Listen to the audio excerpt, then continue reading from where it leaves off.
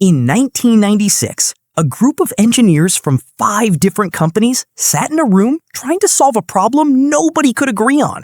They needed a name for a wireless technology that would let devices talk to each other without cables.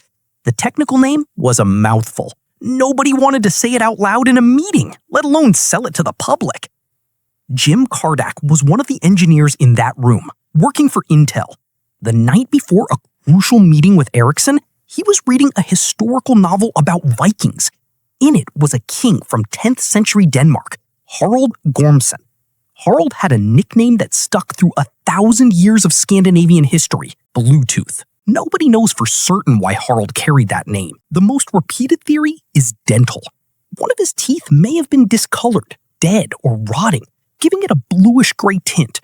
Another theory points to translation, dark-skinned or dark-haired. The truth was lost centuries before anyone needed it for a tech meeting. What mattered to Kardach was not the teeth. It was what Harald had done.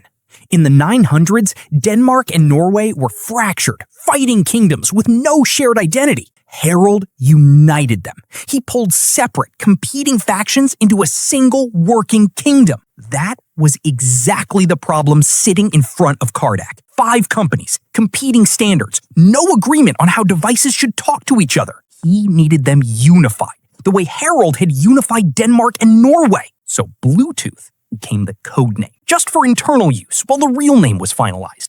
The actual plan was to launch the technology as something else entirely, PAN, for personal area networking. The marketing team ran a trademark search on PAN. It came back blocked, already claimed elsewhere. With the deadline closing in, there was no time left to find something new. The codename was the only thing left standing. Bluetooth shipped under the placeholder name in 1998. The logo became part of the deal too. It is not abstract. It is 2 Nordic runes layered together, Hagal and Berkanen, the letters that form Harald's initials in the runic alphabet his own people would have used to write his name.